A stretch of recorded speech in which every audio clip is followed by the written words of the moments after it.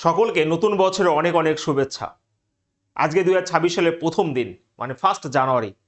আজকের এই দিনে একটা কথা বলে শুরু করছে, একটা ইম্পর্টেন্ট ভিডিও। কথাটা হচ্ছে, প্রত্যেকটা মানুষকে স্বপ্ন দেখতে হয়, নিজের ক্ষমতার থেকে বেশি বড় স্বপ্ন দেখতে হয়।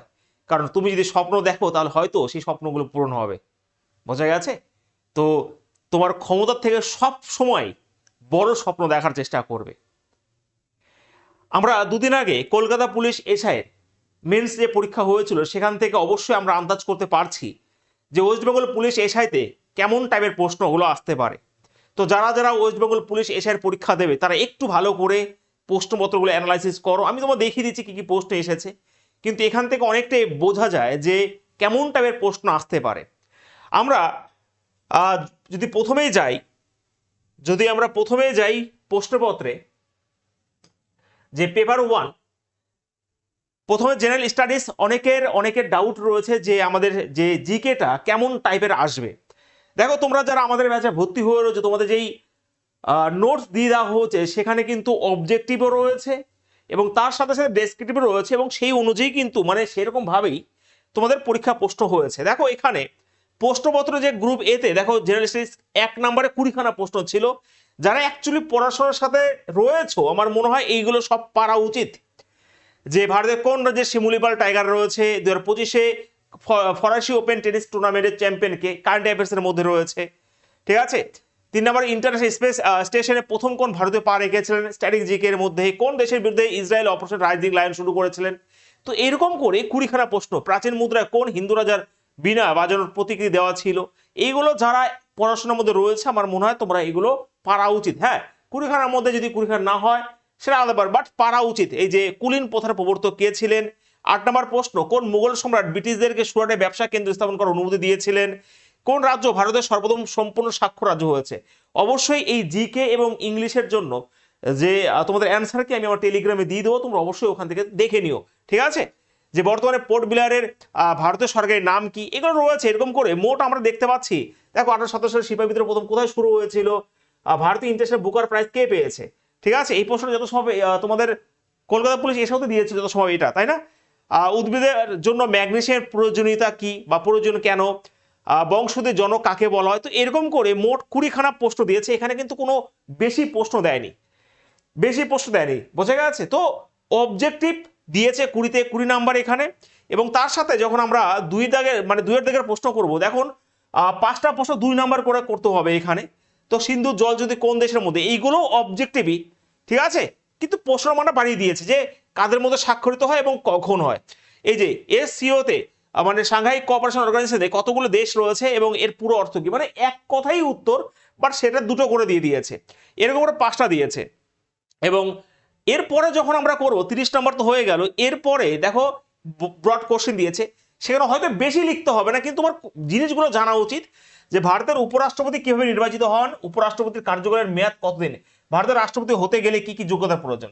তো বেশি ফোকাস করা হচ্ছে পলিটিকে। আমি আবার বলছি, হয়তো তোমাদের ওয়েস্ট বেঙ্গল পুলিশে রাষ্ট্রপতি দিয়ে দেবে, এখানে উপরাষ্ট্রপতি দিয়েছে ও রাষ্ট্রপতি দিয়ে দেবে বা প্রধানমন্ত্রী দিয়ে দেবে। তো এগুলো পড়তে হবে আমাদের নোটসে, কিন্তু সবই রয়েছে এইগুলো। ঠিক আছে। এই যে পঞ্চায়েত রাজ ব্যবস্থার মৌলিক কাঠামো কি, ভারতের সংবিধানের কোন সংশোধন পঞ্চায়েত রাজ প্রতিষ্ঠানগুলোকে সংবিধানের মর্যাদা দিয়েছে, নাম্বার বিভাজন দিয়ে দিয়েছে। এরকম করে কিন্তু সব তোমাদের রয়েছে। দেখো, ভারতের ফুটবল জনক কাকে বলে, কোন দেশ সবচেয়ে বেশি ফিফা বিশ্বকাপ জয় করেছে। তার মানে অবজেক্টিভ এবং ডেসক্রিপটিভ 2 রকম ভাবেই দিয়েছে, বাট অবজেক্টিভের পরিমাণই কিন্তু বেশি। কিন্তু হ্যাঁ, যারা ওয়েস্ট বেঙ্গল পুলিশ এর সাথে পরীক্ষা দেবে অবশ্যই অবজেক্টিভ এবং ডেসক্রিপটিভ 2 রকম ভাবেই পড়তে হবে। কিন্তু যদিও ব্রড প্রশ্ন যদি দেয়, আমার মনে হয় এরকম করে দিতে পারে। ঠিক আছে। এরকম ভাবে কিন্তু দিতে পারে। দেখো এই যে, বোঝা গেছে? এই যে এরপরে রইলো অঙ্ক। আমরা জিকেটা দেখেছি, আমাদের জিকেটাই ভয়, অনেকের এখনো ডাউট রয়েছে স্যার কেমন কি আসবে না আসবে।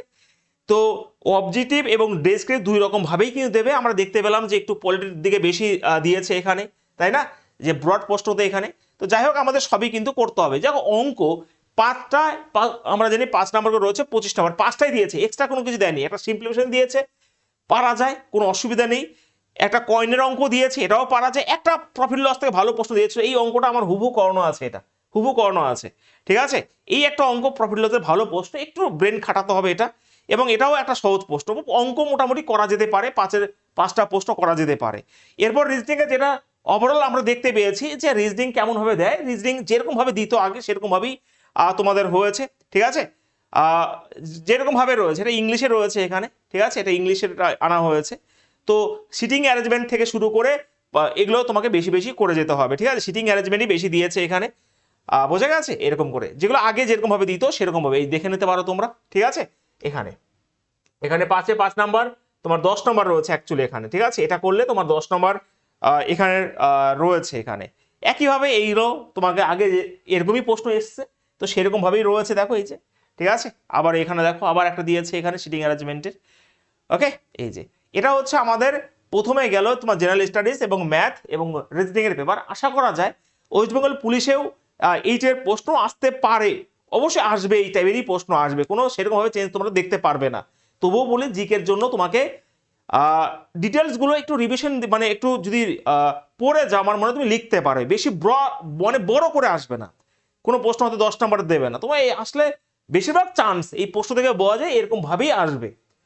ধরো উপরাষ্ট্রপতি দিয়েছে, তোমাকে বলবে রাষ্ট্রপতি, তোমাকে প্রধানমন্ত্রী বলতে পারে, বোঝা গেছে। তো এই টাইপের প্রশ্নগুলো আসতে পারে। যাই হোক, আমি এরপরে তোমাদের দেখাচ্ছি, তোমরা জেনেও গেছো। দেখো এই প্রশ্নগুলো যারা অ্যাকচুয়ালি মোটামুটি একটু জিকে টেকে নিয়ে ঘাটাঘাটি করে আমার মনে হয় পারে, সবই পারে। আর সবই যে পারতোর কোনো মানে নেই প্রথমে, ঠিক আছে। তো দুই একটা ছাড়লে ছাড়া যায়, বাট যারা একটু পড়াশোনার মধ্যে রয়েছে আমার মনে হয় এগুলো পারা যায়। আর এই বছর কেমন হয়েছে, বেশিরভাগ স্টুডেন্ট ওয়েস্ট বেঙ্গল পুলিশ কনস্টেবলের মাতামাতি করেছে, কলকাতা পুলিশ কনস্টেবল মাতামাতি করেছে। এই পরীক্ষা অনেকেই বিনা প্রস্তুতিতে পরীক্ষা দিতে গিয়েছিল, বিনা প্রস্তুতিতে, বোঝা গেছে। তো এটাই যারা এসআইয়ের আসল স্বপ্ন এসআইয়ের হওয়ার, তারা কিন্তু পড়েই গিয়েছিল, না পড়ে কিন্তু তারা যায়নি, কারণ তাদের স্বপ্ন ছিল এসআই, ঠিক আছে। এরপরে তোমরা দেখতে পারো যে আমাদের এরপরে যদি বলি আমাদের বাংলাতে, ওকে, বাংলাতে কি একটা দিয়েছিল ডেসক্রিপ বাংলাতে, তোমরা দেখতে পাচ্ছ এখানে। এখানে সোশ্যাল নেটওয়ার্কিং এবং যুব সমাজ নিয়ে একটা প্রতিবেদন লিখতে দিয়েছিল এখানে সংবাদপত্রে, ঠিক আছে। আর এরপরে এটা এটা দেখো, এটা কমন না কোনো ব্যাপার নেই, এটা আমরাও নোটস দিয়েছি। এটা ভাই যারা না পড়ে তারাও এই নোটস জানে, ঠিক আছে। সোশ্যাল নেটওয়ার্ক ও যুব সমাজটা কি পয়েন্টগুলো দিয়ে দিয়েছে, তুমি মুখস্থ করলে হবে না। এখানে যে কি পয়েন্ট রয়েছে সেই কি পয়েন্ট অনুযায়ী তোমাকে লিখতে হবে, ঠিক আছে। এখানে ঘুমের ব্যাঘাত আছে, তুমি যদি সেই ঘুমের ব্যাঘাত উল্লেখই না করো তাহলে সম্ভবই না নাম্বার পাওয়া। তো এই কি পয়েন্ট এগুলো কখনো কমন হয় না। হ্যাঁ, আমরা কেন সবাই অ্যাকচুয়ালি সোশ্যাল মিডিয়া নিয়ে লিখিয়ে দিয়েছে, কিন্তু এখানে যে কি পয়েন্ট সেইগুলোকে মাথায় মানে মাথায় রেখেই তোমাকে এগুলো লিখতে হবে, বোঝা গেছে, বুঝতে পেরেছো। কমনে চিৎকার করে লাভ নেই, এগুলো এগুলো সবাই করে, এগুলো সবাই। আর যে এসআই হওয়ার স্বপ্ন দেখে আমার মনে হয় তার লেখা তো ভাই প্র্যাকটিস করতেই হবে, সবকিছু তো মুখস্থ করা হয় না আমার মতে, ঠিক আছে। এরপরে দেখো এখানে রয়েছে একটা ট্রান্সলেশন রয়েছে এখানে, ঠিক আছে। এখানে ট্রান্সলেশন রয়েছে বাংলাতে, মানে বাংলা তো নেপালে তো অনুবাদ করুন, বাংলাতে ট্রান্সলেশন করতে হবে। আর এরপরে তার মানে আমরা পরিষ্কার দেখতে পাচ্ছি এখানে এখানে রয়েছে 30 নাম্বার রয়েছে এটা, ঠিক আছে। এটা হচ্ছে 30 নাম্বার রয়েছে এটা, আর এটা রয়েছে এখানে তোমার 20 নাম্বার, 50 নাম্বার হয়ে গেল, দুটোই রয়েছে, কোনো অট টট কিছু নেই। এরপর যখন আমরা ইংলিশে ঢুকবো, ইংলিশেও দেখো এখানে দিয়ে দিয়েছে একটা তোমার নিউজ পেপার রিপোর্ট দিয়ে দিয়েছে, এখানে একটা অ্যাক্সিডেন্ট দিয়ে দিয়েছিল, এখানেও কিন্তু কি পয়েন্টগুলো দিয়ে দেওয়া হয়েছে। তো যাদের লেখার অভ্যাস আছে কোনো মুখস্থ করে কাজ হবে না, কারণ ভাই এখানে জানুয়ারি মাসে 30 তারিখ 3টের সময় ঘটনা ঘটেছে, তুমি যদি মুখস্থ করে যাও যে ফেব্রুয়ারি মাসে, হবে না, তোমাকে এটা দেখে দেখে লেখার অভ্যাস করতে হবে। এখানে ডেন্স ফগের রয়েছে 6 জন মারা গেছে, তুমি যদি তোমার মুখস্থ কেউ যদি কোনো স্যার তোমাকে মুখস্থ করিয়ে দেয় যে 10 জন মারা গেছে, তাহলে হবে না, কিন্তু এটা এরকম ভাবেই তোমাকে করতে হবে, ভালো করে বুঝে নিও। তো যারা একটু লেখার অভ্যাস করেছে, যারা এই কি পয়েন্টগুলো পায় তা লিখতে পারে আমার মনে হয়, ঠিক আছে। আর এরপরে 2 নম্বরে রয়েছে এখানে একটা, এই যে ঠিক আছে। এরপরে দেখো এই যে ট্রান্সলেশন রয়েছে 2 নম্বরে, এই যে 2 নম্বরের ট্রান্সলেশন রয়েছে, এটা 20 নাম্বার, 10 নাম্বার, 30 নাম্বার, প্রশ্নপত্র কোনো চেঞ্জ মানে প্যাটার্ন চেঞ্জ হয়নি, ওকে। এরপরে রয়েছে ইংলিশ রয়েছে, আমরা এই নোটসগুলোও কিন্তু দিয়ে দিয়েছি তোমাদের।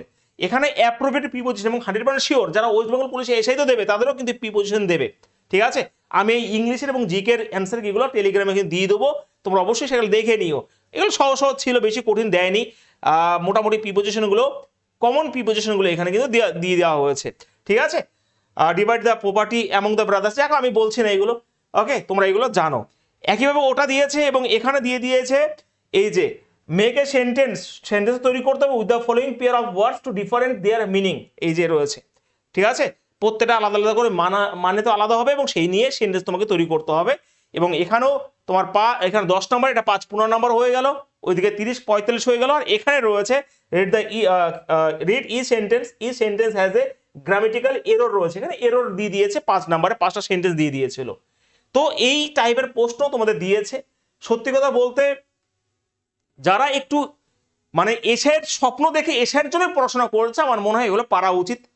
ঠিক আছে, আমার মনে হয় পারা উচিত। প্রশ্নপত্র মানে একদম প্যাটার্ন চেঞ্জ করে না, আমরা দেখতে পেয়েছি আগেই যে এসের পরীক্ষা হয়েছিল, যেই টাইপের প্রশ্নগুলো ওখানে দিয়েছিল মানে যেমন টাইপের সেই টাইপগুলোই এখানে কিন্তু আবারও দিয়েছে আমার মনে হয়। ঠিক আছে, তো যারা ওয়েস্টবেঙ্গল পুলিশে মানে এসআই পরীক্ষা দেবে তারা একটু সতর্ক হয়ে যেও। কলকাতা পুলিশের পরীক্ষাও হয়ে গেছে, কনস্টেবলের, ওয়েস্টবেঙ্গল পুলিশের কনস্টেবল হয়ে গেছে। এবার যাদের স্বপ্ন, যারা এসআইতে পাস করে রয়েছে, মানুষ প্রিলিমস পাস করতে পারে না, অনেকে এসআই প্রিলিমস পাস করে কনস্টেবলের পরীক্ষা দিচ্ছে, তাদের মানে নিজের প্রতি কনফিডেন্সে নেই যে মেন্স পরীক্ষা বসবো এখনো পর্যন্ত। তো প্রিলিমস যখন পাস করেছে আমার মতে মেন্স পরীক্ষা বসা উচিত প্রত্যেকের, এবং সেখান থেকে এক্সপিরিয়েন্স তো গেইন করা অবশ্যই দরকার, এবং তার সাথে সাথে নিজের স্বপ্ন পূরণের পেছনে ছোটাও কিন্তু অবশ্যই দরকার। আমাদের ব্যাচ চলছে এখনো, যতদিন পরীক্ষা না হবে ততদিন আমাদের অবশ্যই চলবে। আমাদের 80% কমপ্লিট হয়ে গেছে। আমরা ইংলিশ বাংলার ক্লাস তো হয়েছে এবং সেই অনুযায়ী এক্সট্রা নোটস অনেক বেশি রিপোর্টস প্রেসি এগুলো দিয়ে দেওয়া হয়েছে। আমরা জিকের নোটস এমনভাবে রেডি করে দিয়েছি স্টুডেন্টদের, যেখানে অবজেক্টিভ এবং ডেস্কে 2 রকম ভাবেই রয়েছে। ম্যাথ যেই তো হচ্ছেই, তো যদি চাও, যদি এখনো কেউ চাও যে ব্যাচে আসবে, অবশ্যই তোমরা কিন্তু আসতে পারো।